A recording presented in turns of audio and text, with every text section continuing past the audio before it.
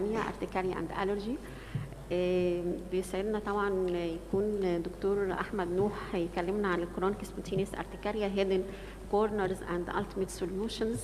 ويا رب بقى حضرتك تبين لنا كل الهيدن كورنرز والالتيميت سوليوشنز بتاعت الكرونيك ارتكاريا، لان الكرونيك ارتكاريا السهل الممتنع. صحيح. اتفضل دكتور احمد. بسم الله الرحمن الرحيم. في الحقيقه المحاضره دي هي لو هنصنفها زي التصنيف بتاع اللي اعتمدناه في الاقصر ديرما اللي فات، ان احنا نعمل محاضرات لونها جرين للبيزك. يعني المحاضره دي تتقال مره واثنين وتتعاد 100 مره لانها بيزك للناس في شغلهم. يعني ما فيهاش الاب تو ديت ساينس، هي بتحطك على التراك. وفي محاضرات تديك الاب تو ديت، وفي محاضرات تحطك على التراك تتصرف ازاي في حالات الارتكاري بس. دي الاجنده بتاعت النهارده. يعني ايه كرونيك ارتكاريا، المانجمنت، الهيدن كورنرز، وكويز في الاخر كده. انا هحاول اتكلم بسرعه شويه لان المحاضره دي طويله، يعني حوالي 90 سلايد. ان شاء الله هنظبط باذن الله. هي 40 دقيقه يا بيه محطوطه في الجدول، 40 دقيقه، فاحنا هنبقى بعد الصلاه. بالنسبه للترابيز مش هقدر اختصر في دي بالذات، مش هقدر اختصر قوي، فانا هحاول يعني هجتهد. الكلاسيفيكيشن ده التقسيم الجديد للارتكاريا، سواء هي نون انديوسبل ولا انديوسبل ارتكاريا. ده التقسيم الجديد اللي احنا معتمدينه. من ضمن النون انديوسبل ارتكاريا طبعا الكرونيك سبونتينوس ارتكاريا، وده الاسم الاحدث والادق. كانوا زمان يسموها ايه؟ كرونيك ايديوباثيك ارتكاريا. وليه غيروا الاسم ده للكرونيك سبونتينوس؟ لانه يبدو للكثيرين ما هي نفس الاسم. هنتكلم فيها كمان شويه. بصوا بقى، ركزوا بقى معايا من هنا. المريض دخل خبط على باب عيادتك، ودايما المحاضرات لازم تبقى من واقع اللي احنا بنشوفه. دخل عنده ارتكاري، هو المريض نفسه بيقول لك، وساعات ما بيبقاش عنده كلينيكال ساينز اصلا، هو يوري لك الموبايل يقول لك ده انا بيطلع لي حاجات كده مدوره وورمه وبتهرش وبقالي فيها كتير، ورحت عند دكتور اكس واي وزد وانا جاي لك بقى. وعلى فكره هو ده العيان الوحيد اللي اعتقد انت تحس ان انت ايه، تقول له طب ما تديني ظهرك كده وتمشي. يعني فاحنا هنبتدي كده. هو الطب كده، الطب العام كده، هيستوري واكزامينيشن وانفستيجيشن. طيب انا هاخد هيستوري في ايه؟ اكزامينيشن هفحص فيه ايه؟ العيان هو عيان ارتكاريا ده هيتفحص في ايه؟ ما انت على فكره انت كلينيشن في العياده مش تحاليل. طب مش هعمل انت هتفحصه. وبعدين الانفستيجيشنز تعمل ايه؟ بص حضرتك في الهيستوري ده كل ده مهم. كل ايتم من ده له قيمته ودلالته، لازم تسال العيان على كده. هي بدات معاك ايه؟ وشكلها كان عامل ازاي؟ وهل بتيجي كل يوم ولا مرتين في الاسبوع ولا مرتين في الشهر، ولا بتيجي في الويك اند، ولا بتيجي وانت في شغلك؟ طب وانت لما تاخد ويك اند بتروح الاعراض ولا بتدنها موجوده؟ طب الاسوشيتد سيمبتومز، طب انت جهازك الهضمي اخباره ايه؟ الاكل، الشرب، طب انت اليورينيشن، كل ده في بالك. احنا حافظين ليه؟ لان احنا بنعمل البراكتس ده. طب مش بس كده، هو وانت صغير كان بيجي لك حمى كل شويه، طب انت الجوينتس عندك اخبارها ايه؟ ده ديسكشن مع العيان، مش لازم يعني احنا من كتر ما بنشتغل حفظنا. طيب والدراجز، وانت بتاخد ايه؟ هو انت مريض ضغط ما تكونش بتاخد اي سي اي انهبيتور؟ طب بقالك قد ايه بتاخده؟ طب دكتور البطنه غيره قريب؟ كل ده مهم، وكل ده شغلك انت، لا شغل بتاع البطنه ولا شغل بتاع المناعه، مع احترامي الشديد لتخصصاتهم. ولازم تسال حضرتك سؤال، اسال انت نفسك، اشمعنى احنا اللي بنعالج الارتكاري؟ اشمعنى بتاع الجلديه اللي بيعالجها؟ وانا بقى يعني السؤال ده هساله مع حضراتكم، اشمعنى؟ ما احنا عندنا بطنه ومناعه، واصلا المرض في يمكن 50% من الحالات مفيش اندرلاينج ايتيولوجي. اشمعنى وقعت في قرابيزك انت كدكتور جلد؟ السؤال ده من الاسئله الوجوديه اللي بسالها لنفسي كده وانت نايم بالليل. انت ليه ذكر وليه ازهري وليه اسمك احمد؟ ما انت لازم تسال نفسك اشمعنى انت كبتاع جلد واحنا في مناهجنا بنشد عليها ونسال فيها ونتعصب قوي لما نسمع كلمه الجماعه بتوع الاميونولوجي، وفي بيننا وبينهم يعني ايه سكه مش ظريفه شويه في المانجمنت هنا. هقول لك ليه. علشان انت الوحيد القادر على التفرقة، هل دي ارتكاريا ولا ارتكاريال ديرماتوزيز ولا something else. دي بتاعتك انت، لان بتاع المناعة او البطنة مش هيعرف يقول على البري بولس ستيج اوف بولس بنفيجويد اتس نوت ارتكاريا، مش بتاعته. مش هيجي على الارتكاريال فاسكولايتس ويعرف يفرقها من الارتكاريا. والسؤال يا دكتور بعد اذنك، هو من هو طبيب المناعه؟ لا هو ما كلنا بتوع هو مناعة. برانش من هقول لحضرتك. لا قول لي، يعني انا عايز اعرف مسمى دكتور المناعه. هو اللي يقول لك انا عايز اروح لدكتور المناعه. هو يا طب انا دكتور، محتاج اروح لدكتور مناعه، ما انت جاي لا انا هقول لحضرتك. دكتوره منى اتفضل. هو المناعة يعني للأسف سب سبيشاليتي مش واضحة في مصر شوية، وبقت مهنة من لا مهنة لها. يعني أنا مسميها من التخصصات اللي في الطب، يعني أي حد بيشتغلها. فاميلي ميديسن يفتحوا مناعة، مايكروبيولوجي يفتحوا مناعة، روماتولوجي يسمي نفسه مناعة. فهو يعني في الماركت طبعا هو مساء استخدامها يعني طبعا. وللأسف تناولهم تحديدا في الارتكاريا سيء جدا جدا جدا وكارثي، وداخل فيه جزء بيزنس كبير قوي قوي قوي قوي بيتعامل بين بتوع المناعة والمعامل، ويقعدوا يعملوا حاجات ما أنزل الله بها من سلطان، يعني صحيح. مش أي لازمة خالص. فيمكن ولا من الحاجات اللي بيستفز فيها جدا لما يجي مريض ارتكاريا ومعاه بقى الفايل بتاعه كده وفيها كمية حاجات يعني غريبة صحيح. جدا. بس هو طبعا ليهم دور في حاجات مهمه بصراحه، يعني حاجات الاتوبي من الحاجات اللي هم ممكن بيبقى ليهم يعني اللي بيبقى فيه لينك كويس بيننا وبينهم بيساعد فيها بشكل كويس، واللي هو شغال فعلا صح بيبقى يعني ليه أيوة. يعني ليه دور ان احنا يبقى جوينت سيرفيس كده بيننا وبينهم. لكن في امراض هم تناولهم معاها بصراحه من ضمنها الارتكاريا، عشان كده انا موافقه مع الدكتور احمد تماما تمام. ان دي احسن واحد يعالج الارتكاريا هو الديرماتولوجيست. هو الدرماتولوجيست. ما يعني بغض النظر عن حاجات تانية. تمام. طيب يبقى احنا كده الهيستوري مهم، يبقى الهيستوري ده جزء من شغلك، وهتقعد مع المريض. اتفضلي يا فندم.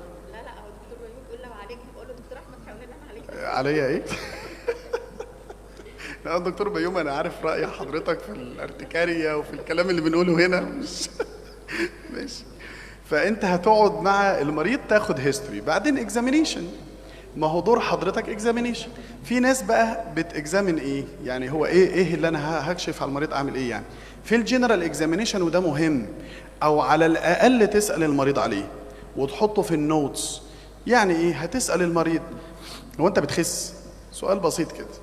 هيقول لك مثلا. طب انت بتخس رغما عنك؟ يعني بتعمل دايت ولا ما بتعملش؟ يقول لك لا ده انا ما بعملش دايت. طب ايه الدليل انك خسيت؟ انا هدومي وسعت عليا. هل هو في significant weight loss ولا اي كلام؟ لان لازم تفرق من كلام المريض. هل ده significant يعني خس كده مثلا 5% من التوتال بادي ويت، ولا يعني خس له كيلو؟ كل ده لازم تتناقش مع المريض وتحطه كملاحظات.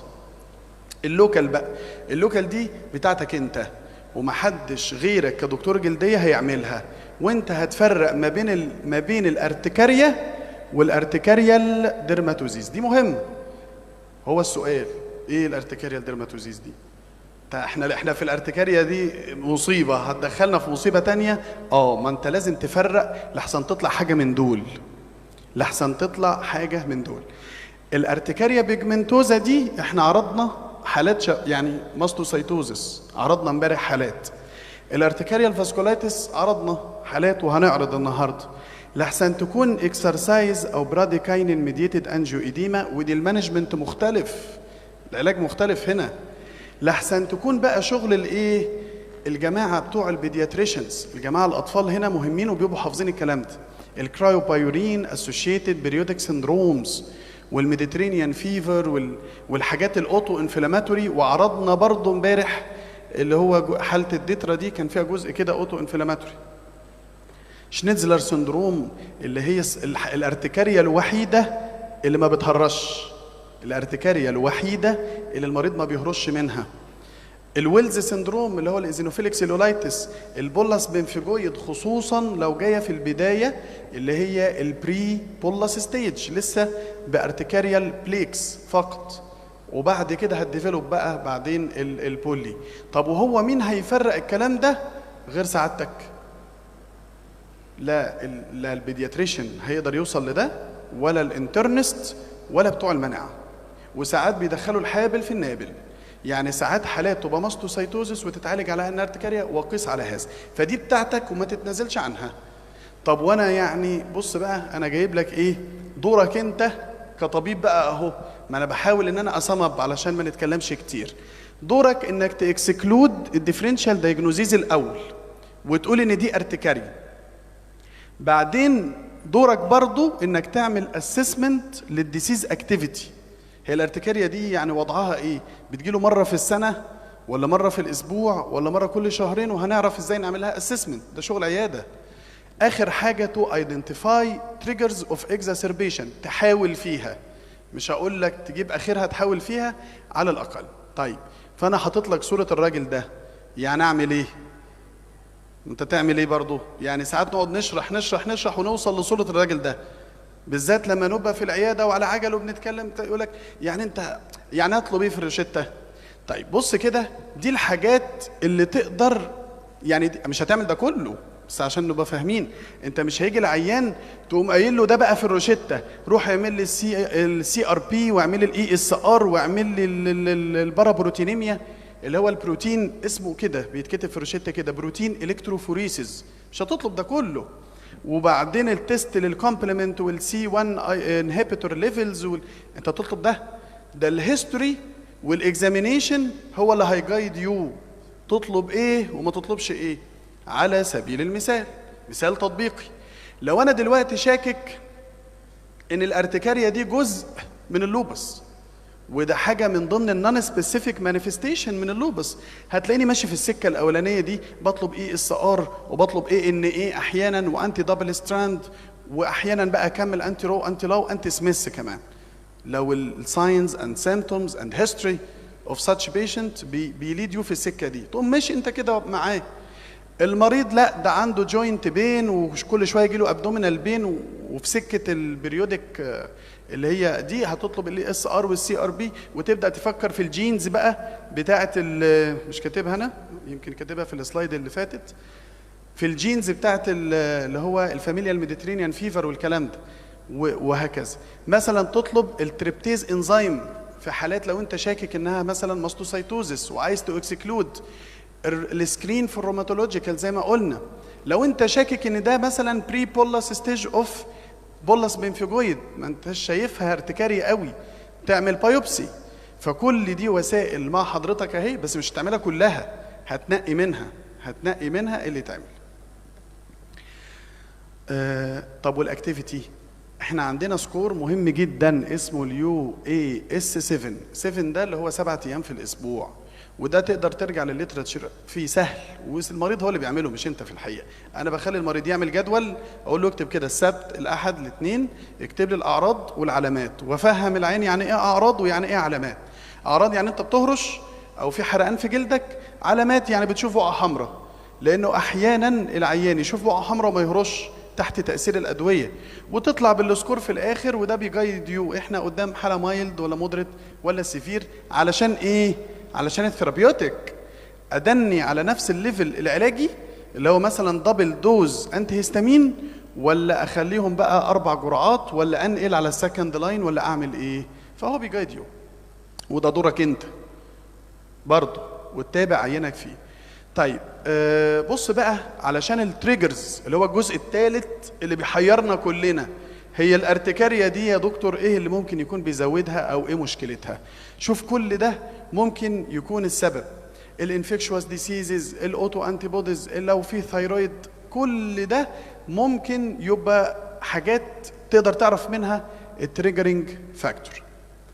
ده مهم جدا الاي اس اس تي، وده دورك في العياده برضو، يعني احنا ما بنطلعش بره العياده، وده طول مهمه ما اعرفش احنا بنفقد قيمتها ليه، والناس ما بتعملهاش رغم انها سهله مش كلفك حاجه. فكرتها ان انت هتاخد جزء من السيرم مش من البلازما، وهناك فرق، احنا عارفين الفرق صح ما بين السيرم والبلازما، دي حاجه ودي حاجه صح؟ ايه الفرق؟ ما نعرفش. طيب السيرم هو الجزء المتبقي بعد البلاد كلوتينج، يعني انت هتجيب عينه الدم حضرتك في انبوبه حمراء ريد كاب، اللي هي ما فيهاش لا اديتا ولا فيها ايه صوديوم ستريت ولا حاجه، انبوبه فاضيه، وتاخد الدم وتحطه كده في وضع افقي 30 دقيقه، هتلاقي السيرم متكون فوق. خلاص، تقوم واخد بعد كده الانبوبه دي ومدخلها في السنترفيوج لمده 10 دقائق او ربع ساعه علشان تليكويفاي وتاخد جزء تحقنه في الجلد دايركت. لكن البلازما انت بتحط الدم على حاجه تمنع تجلطه، فبتبدا تتكون البلازما دي حاجه، والفرق بينهم ان الكواجوليتنج فاكتورز انا كاتبها اهو. يعني السيرم هي البلازما بس من غير البروتينات بتاعه التجلط، لانها حصل لها كونسامشن في التجلط. فده فرق، السيرم حاجه والبلازما حاجه، وطريقه الحصول مختلفه. فانا بجيب العيان، ودي صوره من واقع العياده اهو، يعني ده شغلنا في العياده. ادي العيان خدنا منه دم وحطينا له اللزقه وخدناه 30 دقيقه، وبعدين عملنا السنترفيوج وحقنا 5 وحدات دوليه على سرنجه الانسولين وحقناه هنا اس يعني سيرم، وده نورمال سلاين. والمفروض في نقطه ثالثه كمان تبقى الهستامين، ده المفروض يعني قال انت هنا بتشوف سيرم المريض وتعمل النيجاتيف وتعمل البوزيتيف كنترول، لكن مشكله الهستامين مش موجود بسهوله، فعلى الاقل اعمل اللي هو ايه النيجاتيف كنترول. طيب وهتشوف ايه؟ يعني انا عملت ده وهشوف ايه؟ تستنى على العيان 30 دقيقه وتشوف. احنا هنا بنحدد علشان ما ننخدعش، حصل اريثيما حوالين البوينت بتاعت الانجكشن دي وتقارنها بدي. لو ده حصل يبقى العيان ده غالبا ماشي في سكه الكرونيك اوتو اميون ارتكاري. يبقى انت بتتعامل مع اوتو اميونيتي، مناعه ذاتيه، والمانجمنت هنا هيبقى مختلف، وغالبا العيانين دول هينتهي بيهم الحال للسايكلوسبورين او للزولير. طيب لو طلع نيجاتيف، طلع ما فيش اريسيما ولا حاجه، لا يبقى الحمد لله ما فيش اندرلاينج اوتو اميونيتي، والعيان ده ممكن يدنه ماشي على انتي هيستامين ويخف. طب بذمتك معلومه زي دي يا مؤمن ما تعملهاش في العياده وتعرف عيانك ده هيمشي معاك في اي سكه؟ مهمه جدا ومش هتكلفك حاجه وسهله، حاجه ببلاش كده يعني. فده لازم يبقى روتين في حالات الكرونيك سبونتينوس ارتكاري. وعلشان نظبط الروتين ده هقول لك تظبطها ازاي. اول حاجه بس العيان ما يكونش واخد انتي هيستامين علشان الريزلت ما تبقاش بايزد. كمان يفضل ما يبقاش واخد بقى ستيرويد. طيب لو هو ماشي على انتي هيستامين يا دكتور، ايه الوش اوت بيريود؟ اوقفه قد ايه واعمل التست ده في العياده؟ اختلفت الاقوال في المنطقه دي، بس احنا ممكن نقول ايه 3 ايام كافيين. ليه؟ عشان انا راجل برضه فاهم فارما وعارف ان التي هاف بتاعت الانتي هيستامين لا يمكن باي حال من الاحوال تعدي 24 ساعه، لا يمكن، صح؟ فبنستنى 3 ايام العيان من غير انتي هيستامين ونعمله. طب لو عيان ماشي على الاستيرويد 2 شهر، علشان الاستيرويد له شورت اكتنج بروبرتيز وله لونج اكتنج بروبرتيز، يبقى ده مهم. فلما يجي لك العيان دي نيفو، ده العيان اللي هو زهقان من الدنيا ويقول لك انا ما باخدش علاج بقالي فتره، ده عيان امسك فيه، اوعى تطلعه من عيادتك من غير الاي اس اس تي ده اللي هو الاوتولوجاس سيرم سكين تيستنج. ايه اهبشه، لو اديت له علاج حلني بقى هتوقفه على علاج تاني وتعمل له تاني، خلصت. بس دكتور احمد يكون يعني ان هو يكون at time of activity، يعني اهم حاجه في الاي اس اس تي يتعمل at time of activity، يعني العيان لازم يكون جاي يعني طبعا مهمة. ما هو جاي للعياده، هو جاي يعني قصدي جاي من غير علاج، يعني هو ما يكونش واخد انتي هيستامين، فدي فرصه جيده. انتي هيستامين ويكون at طبعا. time of activity، لكن should be done طبعا بس الفكره ان هو ما بيتعملش ليه في العياده دكتور احمد، لان هو تايم كونسيومينج، يعني هي دي بس النقطه ان هو والله انا مش شايفه تايم كونسيومينج يا استاذ، يعني هو 30 دقيقة تقريبا وسنترفيوج 10 دقايق، اصلا انا ينتظر، انا مش هقعد معاه، ده ممكن حتى الاسيستنت يعملها ونقوم احنا شايفين الريزلت. بس هو فعلا فيري بينيفيشال يعني في التريتمنت بعد كده ان شاء الله. تمام. فده مهم جدا، وده اللي هيفرق لك العين ده هل هو كرونيك اوتو اميون ارتكاريا ولا لا. طب وده مهم، ده هم غيروا الترم كله عشان دي، يعني النقطة اللي أنا بكلم حضرتك فيها والاي اس سي تي وعمال استريس على البوينت دي، ده غيروا الترمينولوجي، لأنه قال لك الكرونيك ايديوباثيك ارتكاريا لقوا نسبة كبيرة من العيانين فيها اندرلاينج اميونيتي اوتو اميونيتي، فقال لك لا ده احنا نقسمها بقى ونخلي الاسم مختلف ويبقى سبونتينس على أساس إنه يعني بنكسكلود الجزء ده. يبقى الاجنده بتاعتي حتى الان احنا اتكلمنا في الجزء الاولاني كرونيك ارتكاريا وكده. المانجمنت بس دكتور احمد، بس بعد اتفضل يا اذنك على التعليق على النقطه بتاعت السيروم تيست. اه لازم نعمله، ولازم نعمله كورليشن مع الاي جي اي. ريليشن مع الاي جي اي. لان انا لو لقيت الاي جي اي بتاعتي لو، this is a bad sign for زولير. طبعا كاسسمنت. لو ال انا هدي IgE زولير عالية، صح. طب دي هتخليني ماشي في السكه دي اللي عندها هيستجيب اكتر للزولير مع الزولير. تمام بلس اللو اي جي اي ده هيبقى مش هيجيب نتائج. الانتي بوديز والاف اس اي ار عاليه. صح. وكمان تفرق لي بين الاثنين، هل هي اوتو الرجيك ولا اوتو اميون كمان. يعني هي بترجع بقى تتقسم تاني. تمام مظبوط. بالك انت صح. يعني حضرتك قلتها سريعا، بس هو مهمه فعلا، وخصوصا للعيان اللي هيجي لك يقول لك انا بقالي سنتين بلف. لازم العيان ده يقتنع ان انت هتقدم له حاجه جديده. بالظبط. فغالبا هو ما عملش التست ده قبل كده، بس هي النقطه بقى كمان ان انت هتخليه يستنى شويه. طب هاو تو جين تايم لا، خليه يعمل الفول انفستيجيشن بره، وقول له تعالى لي التحاليل دي هتاخد اسبوع، وقف فيها العلاج عشان ما تاثرش على نتيجه التحليل والكلام ده. واللما يجي لك تاني هتبص على التحليل وتبتدي تعمل الاوتولوجس سيرم سكين تيست عشان بس العيان ما يهربش منك. دي مشكله فعلا. صح كلامك مظبوط. وحته بروجنوستيك بوينت اوف فيو مع الزولير هيستفاد ولا لا، دي برضو مهمه جدا. نيجي بقى للمانجمنت. هو انت لازم تبقى عارف الجولز بتاعتك ايه، يعني نبقى عارفين احنا نقول ايه للمريض. هل هذا العلاج هيرفع المرض؟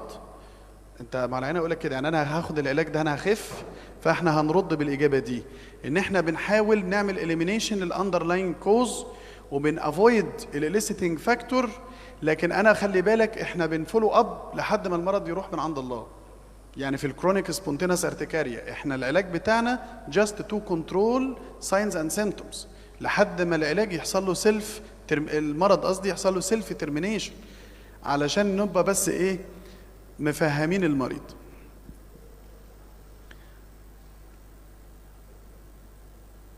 انا هحاول اجري بقى بسرعه شويه عشان الوقت.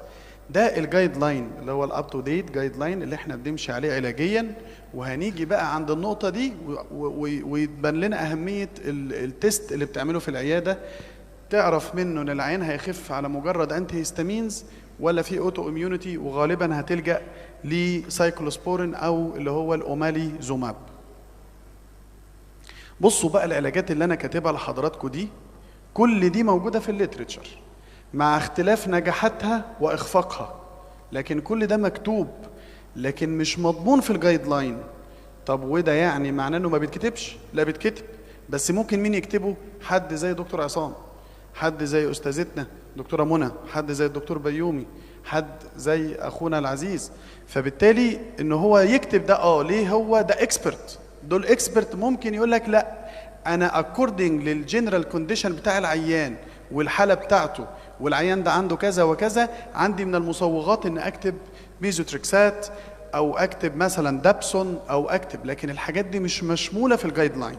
طب وايه الفرق؟ ان الجايد لاين ده معمول ان احنا كلنا هنمشي عليه، لكن احيانا الاكسبرت بيبقى له زيادات علاجيه، وده مكتوب في الليترشر. الريتوكسيماب نفسه مكتوب، الدانازول بنلجأ له بالذات لما تبقى هيريداتري انجيو اديما. فبالتالي كل حاجه من دول لها وضعها، لكن ما يبقاش التشويس بتاع حضرتك في روشته. يعني احنا مش اكسبرت زي اساتذتنا الافاضل، فالشيء بالشيء يذكر، عشان كده حطيتها. نيجي بقى للهيدن كورنرز اللي هي برضو جزء مهم جدا في الارتكاريا. خلي بالك الارتكاريا تبص لها كسيستميك ديزيز فروم ذا ستارت. يعني انا بفكر ان عيان الارتكاريا ده ممكن يكون عنده مشكله من المشاكل اللي انا حاططها دي، اوتو اميونيتي، يكون عنده اتوبي، يكون في انفكشنز، ميتابوليك كونديشن، نيوبلازم اندرلاينج مالجنسي، متخيل؟ فكل ده مهم.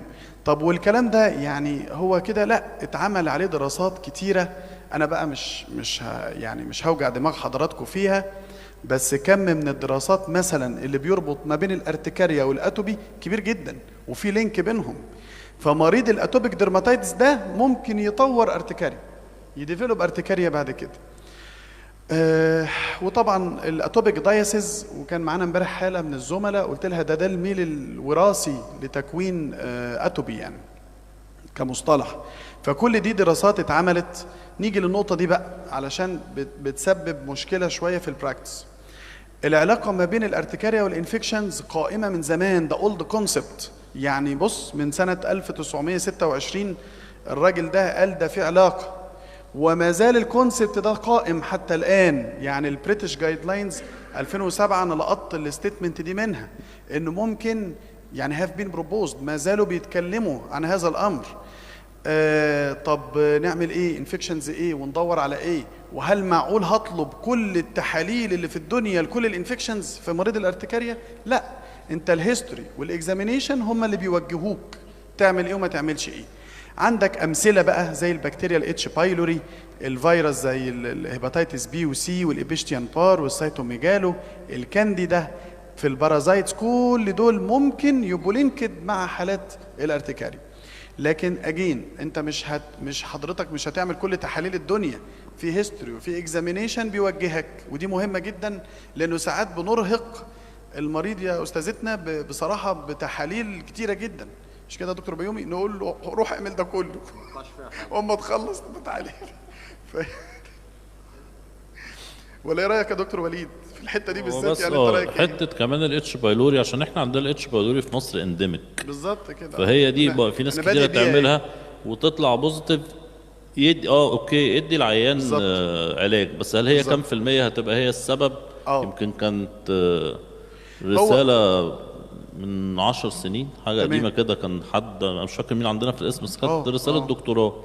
خد بالك طلع وكان ايه ده، كان بيعمل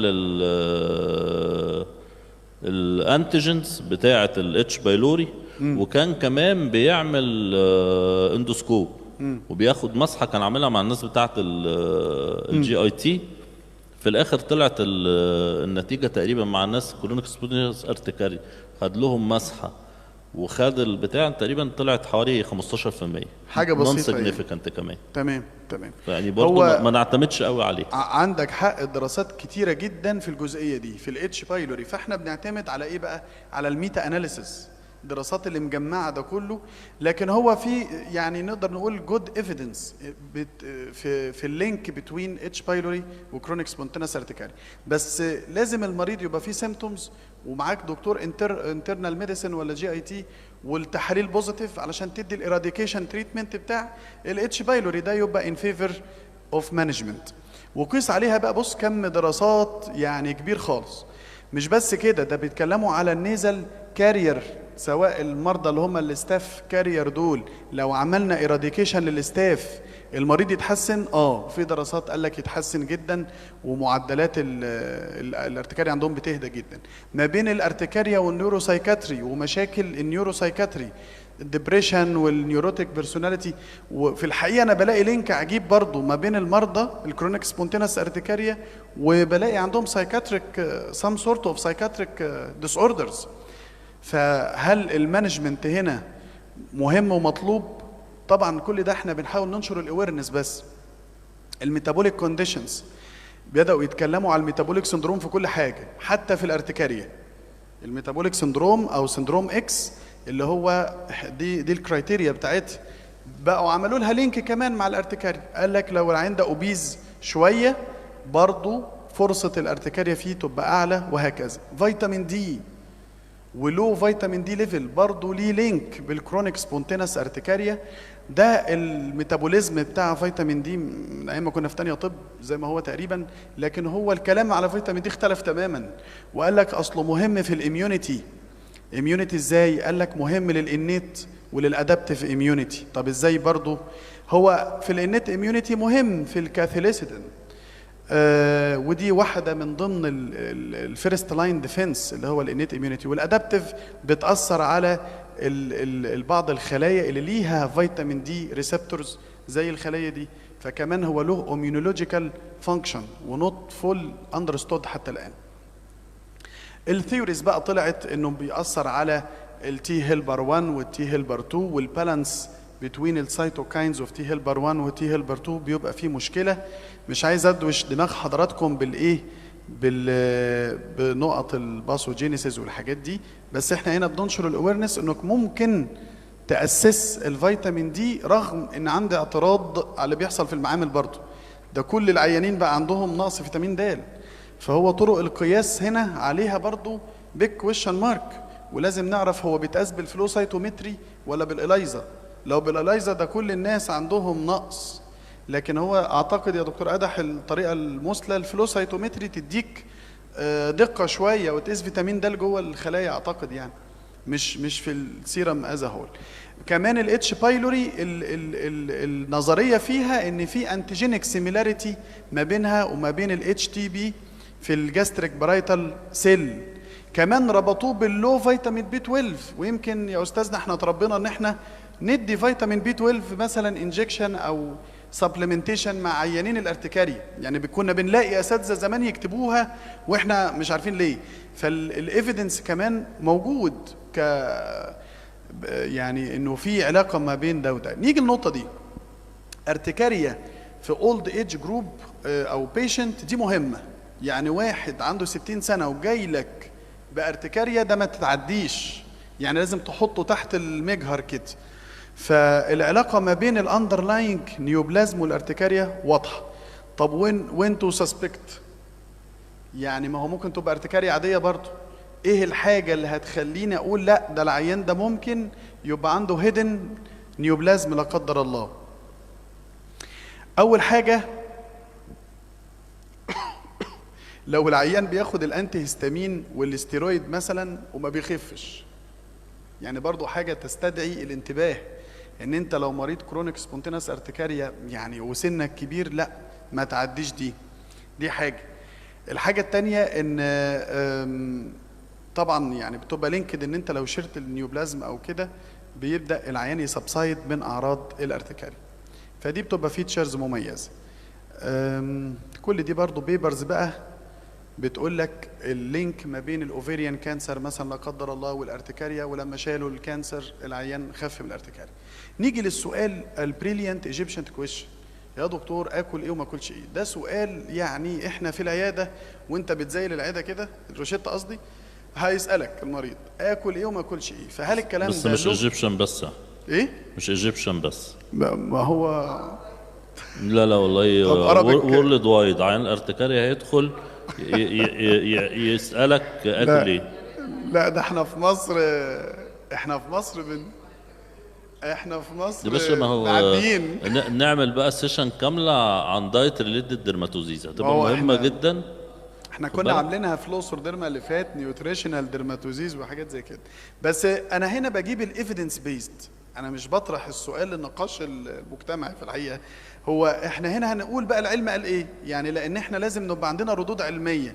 يعني المريض اما يجي يقول اشرب قهوه وشاي ولا بلاش اشرب قهوه وشاي، يجي اكل مثلا نوتيلا ولا طب العسل، طب اللبن يا دكتور ده بيقولوا لي اللبن والسمك ممنوعين، ده كلام شعبوي معروف. حتى يمكن حتى المرضى بتاع البهاء دلوقتي بيجي يجادل يقول لك انا مش هشرب اللبن لان انا عندي بقعه بيض، لبن ولا بيض ولا جبنه، اصل هو اي حاجه بيضه هتخليه اي حاجه بيضه هيهرب. ايوه فلازم يبقى الردود عندنا جاهزه. فايه نقول بقى الكارب، المريض هياكل كارب ولا لا، مسموح بيه، ايه الالاود وايه النوت الاود. هنا قال لك يبقى بس اورجانيك، البريد والبوتيتو والرايس والفلاور والباس كل ده مسموح بيه، ماشي. طيب نيجي للنوت الاود اللي هي الحاجات اللي اكيد عليها اضافات صناعيه شويه، زي يعني هيجي العين يقول لك اكل مكرونه، المكرونه تتاكل لكن النودلز لا، النودلز اللي هي الاندومي وما شابه، يعني البسكويت، الكيك المصنع، الشيبسي، ما تاكلش شيبسي. يعني كل ده على فكره الكلام ده انا جايبه من روك، فيعني الكلام ده في الكتاب حتى مش في البيبرز يعني. طيب الزيوت والدهون ايه اللي مسموح وايه اللي مش مسموح؟ الاورجانيك باتر، الزبده الطبيعي، الزبده البلدي مسموح بيها. الزيوت النباتيه زي زيت الزيتون والزيت عباد الشمس برضو مسموح بيه. اللي مش مسموح بيه بقى المارجرين والبدائل الصناعيه، الحاجات دي، والمايونيز برضو، الحاجات دي مش مسموح بيها، ما تاكلهاش. طيب الديري برودكت، اللبن، اشرب لبن كمريض ارتكاريا ولا لا؟ داروك بيقول لك الفريش ميلك والكريم والوايت تشيز وجبنه الجوده والحاجات دي شغاله، لكن بلاش تاكل بقى اكيد الايه البارميزان واليوجرت والبلو تشيز. مش كده يا دكتور عصام بيه؟ بلو تشيز دي واحده من الماست سيل سكريتاجوج يعني، فاكيد مش هناكلها يعني. طب واللحوم، انا رايي يا مروه تقومي تمشي لان انت هتتسالي كتير.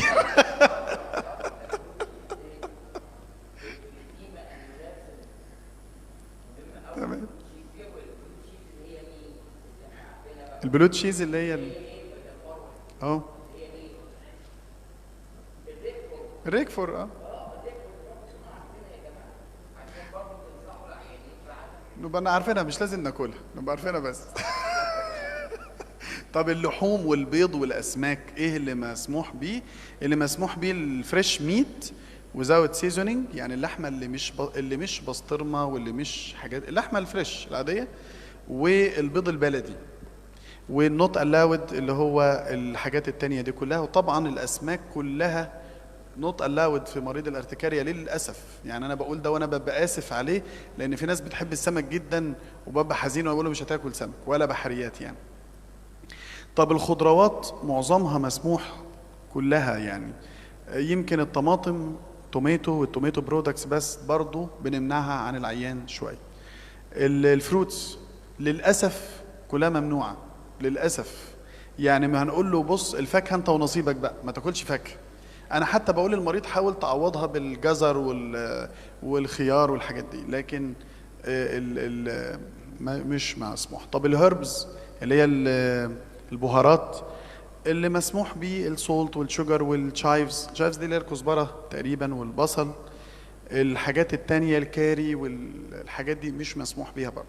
فحتى تقول ان الست بتاعتك تطبخ لك الاكل بدون بهارات، كل ده مهم. وده اكوردنج للساين. طب الحلويات، ياكل حلويات ولا لا؟ المسموح بيه العسل بس، لكن النوتيلا والحاجات التانية دي كلها برضو هتقول المريض بلاش. وطبعا المربى المصنعة كل ده برضو بلاش. طب البيبسي يشرب ولا ما يشربش؟ اكيد ما يشربش. ده احنا مش عارفين البيبسي ده فيه ايه على فكرة. هو حد عارف فيها ايه؟ لا تصنيعيا حد عارف فيها ايه؟ ولا حاجة.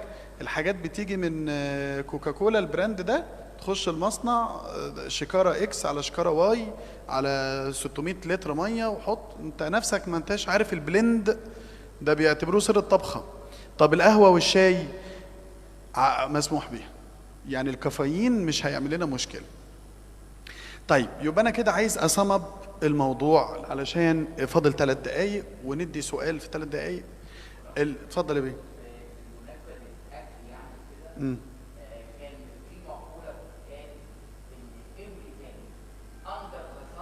Even the sun. أيوه. كل حاجة. أيوه. تصن. تمام. ولكن حقيقي الواحد استفاد. احنا لما بنيجي نتكلم مع الدكتور احمد بقى بنقطتين في الارتكاريا، المريض يقول اشرب لبن، تقول له لا، او انت اللي تقول له ما تشربش لبن. اتضح ان هو يشرب، لا يشرب لبن. طب اكل بيض، لا ده قسم البيض لاورجانيك ونون اورجانيك. والدكتور احمد بيشجع البلدي لانه من العاشر من رمضان فعايز يخلص على البيض البلدي. دي حاجات بنسمعها. يعني الواحد كان دايما ان جنرال يقول البيض لا، ايوه صح، لكن طلع ان في ممكن واللبن برضه فيه ممكن ومش ممكن. فدايما لما تنصح عيان الارتكاريا قول له المسموح الاول، ايوه، عشان ما تعملوش ديبريشن، عشان يجي لك تاني بعد كده قول له ايه اللي مش مسموح، عشان برضه تبقى انت ايه في سيمباثي مع المريض. يبقى احنا بنعمل سم اب هو الاسئله من التشير بيرسون بعد ما نخلص، علشان الفروتس فيها حاجات بتعمل ماست سيل سكريشن. هي من ضمن الماست سيل ده الاستروبري. يعني ما نفتح الكتاب كده all fruits، للاسف يعني احنا بنقول ده للاسف. طيب هو علشان بس نصمب، لان الكلام كتير قوي في المحاضره دي، المحاضره دسمه. تاني اول حاجه الارتكاريا المانجمنت بتاعتنا احنا، مش بتوع الاميونولوجي بتاعتنا احنا. ليه؟ علشان انت هتبقى قادر تفرق ما بين الارتكاريا والارتكاريال ديرماتوزيز، دي بتاعتك انت كدكتور جلديه. هتعمل ايه للعيان؟ العيان دخل عليك هتاخد هيستوري، قعدنا نسمع الهيستوري ده، تناقشه وتاخد وقته، تقعد مع العيان نص ساعه. انت وضعك ايه وانت طفل؟ طب عندكم حساسيه في العيله؟ طب ادويه؟ طب انت مريض ضغط؟ طب غيرت دواء الضغط؟ كل نقطه من دي مهم. بعدين هتقوم هتجزامن ايه؟ المفروض جنرال، لو انت يعني مش خبير في الجنرال اكزامينيشن، على الاقل تاخد داتا، انت وزنك عامل ايه، نبضك عامل ايه، الكلام ده وتسجله. وبعدين اللوكال علشان تديفرنشيت. وبعدين تبتدي في الانفستيجيشنز، عملت لك لسته طويله عريضه، بس مش هتعملها كلها. تعمل سي بي سي واي اس ار وسي ار بي، وممكن تعمل اوتو انتي بوديز، ممكن تعمل جينز للاف ام اف، هتعمل ده كله. ده انت بتعمل بروتين الكتروفوريسيس وحاجات، بتسلكت على حسب ما انت شايف السيناريو بتاع المريض ماشي فين.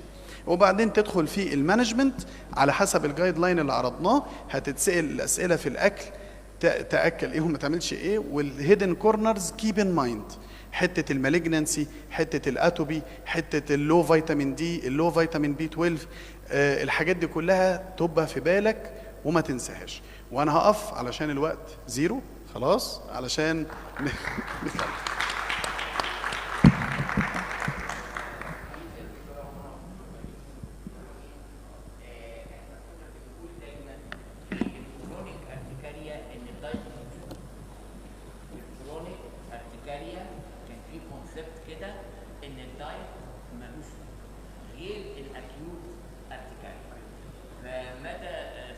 لا هو لما رجعت للليترشر في دي، اتفضلي فندم.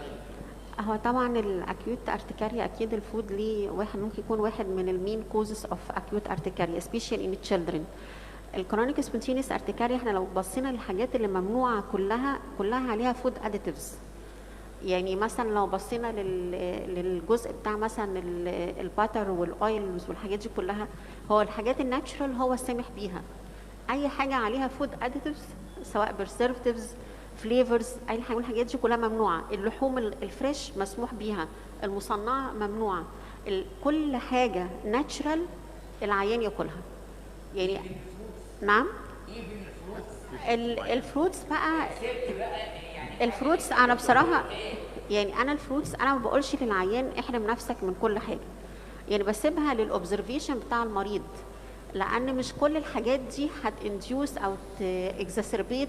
يعني في جزء حاجات من الحاجات الممنوعات دي كلها هي مش عشان هي كوز اوف كرونيك سبونتينيوس ارتكاريا، لان كرونيك سبونتينيوس ارتكاريا هي ممكن تبقى اوتو اميون وما لهاش اي حاجه خالص بالحاجه، هي دي حاجات اكزاسربيتنج فاكتورز. فالاكزاسربيتنج فاكتورز في حاجات ويل نون، نون ستيرويدال انتي انفلاماتوري دراجز ممنوعه، تمام. لازم عايز اي حاجه يعني تستخدم باراسيتامول، اي حاجه فود اديتيفز ممنوعه. يعني الشيبسي ممنوع، البطاطس الشيبسي اللي معموله في البيت مسموحه بيها. تبقى المشكله مش في البطاطس، هي المشكله في الفود اديتيفز المحطوطه على الحاجات المصنعه. فاحنا بالنسبه لجزئيه الحاجات الناتشرال كلها، يعني لو العيان عايز ياكل فاكهه حاجه ناتشرال مش حاجه مجمده ولا مجففه ولا اي حاجه من الحاجات دي خالص، تعتمد على الاوبزرفيشن بتاعته. لان حته ان احنا نمنع المريض من حاجات اكزاسربيتنج مش كوز، دي بتبقى ليها يعني امباكت على الكواليتي اوف لايف بتاعته. ويعني غلط ان انا برضو امنعه كل، يعني صعب جدا ان انا اقول لحد الفاكهه من الالف الى الياء ممنوعه، يعني دي صعبه على اي حد. هي يمكن النقطه دي بتاعه الاكل بالذات يا دكتور احمد، دي بقى اللي بنلجا فيها للناس بقى بتوع الاميونولوجي. ابتدي اعمل البانل بقى، البانل بقى او التست، يعني دي حتتهم.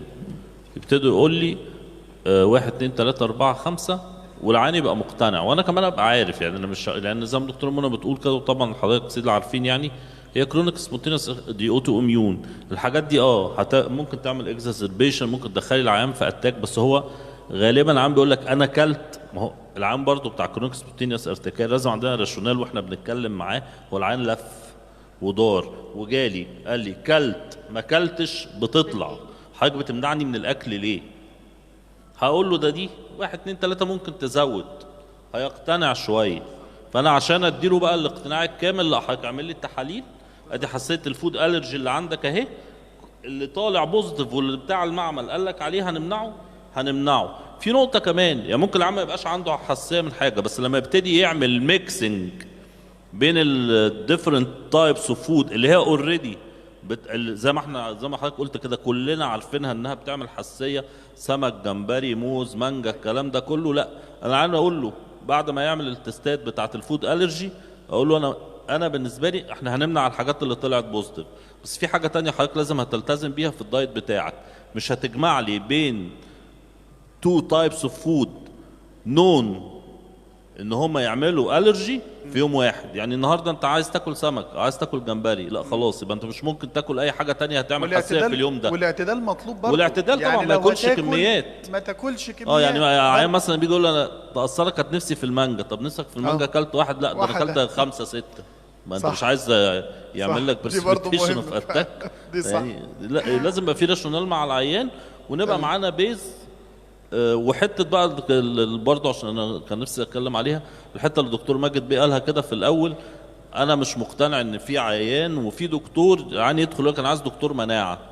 فانا حتى لما بتكلم معاه بقول له حته انها ده مرض مناعي بقولها له في الاخر خالص، عشان انا فيها بعض العيانين اول ما تقول له مرض مناعي هيعدل نفسه كده في الكرسي ويبقى عايز يقوم، يعني عايز يدور على دكتور مناعه، اروح لدكتور مناعه فانا بقول له او يقول لي انا جاي من عند دكتور مناعه، اقول له ما فيش حاجه اسمها دكتور مناعه، في دكتور تحاليل مناعيه. لان جهاز المناعه ده بيأثر على الجلد وبيأثر على المفاصل وبيأثر على العين وبيأثر على المخ وبيأثر على القلب، كل حته في الجسم جهاز المناعه بيأثر عليه. هو ده هيعالج كل دول؟ طب دكتور الروماتيزم هيعمل ايه؟ دكتور ما هو المشكله انت بتبص على الاعلام بتاع دكتور المناعه، علاج حساسيه العين وحساسيه الانف وحساسيه الصدر وحساسيه الجلد كله كل حاجه بيشد يعني. كله. فلازم يبقى احنا نقدر نسيطر على العيان عشان يسمع كلامنا ويمشي على الجايد لاينز اللي احنا بنتكلم فيه. صحيح. انا بس هجاوب على سؤال حضرتك برضه يا دكتور عصام. هو according للليتريتشر الكرونيك سبونتينس ارتكاريا هاردلي تو بيرسيست فور لايف، يعني هي ليها تايم ليميت بيتراوح، يعني according بقى من 3 سنين قالوا اكتر حاله مسجله كانت 25 سنه من حياته، لكن بعد كده بتبقى ليها سبونتينس بس هو الافريج من 1 ل5، يعني من سنه ل5 سنوات دوت الافريج ديوريشن اوف كرونيك سبونتينس ارتكاريا بالظبط. لكن يعني ممكن مش بنديله الامل بقى، مش هتموت بيها يعني، هتدن شويه وربنا هيكرمك يعني. احنا بنكنترول الساينز اند سيمبتومز لحد ما تبقى سيلف ليميت. شكرا جزيلا يا دكتور احمد، شكرا جزيلا لحضراتكم على السيشن الرائعه دي. انا بس عايز اقول لحضراتكم حاجه، احنا هنضطر ناجل المحاضره بتاعت هنبدا 1:15 عشان لا مش 1 إلا ربع بقى إلا ربع عشان لما حضرتك اصل انا عارف المواعيد بتاعتنا. هنبدا بالفيلم بتاع البولس، هيبقى هايل جدا هتستمتعوا بيه، وبعدين محاضره الدكتور ماجد بيه في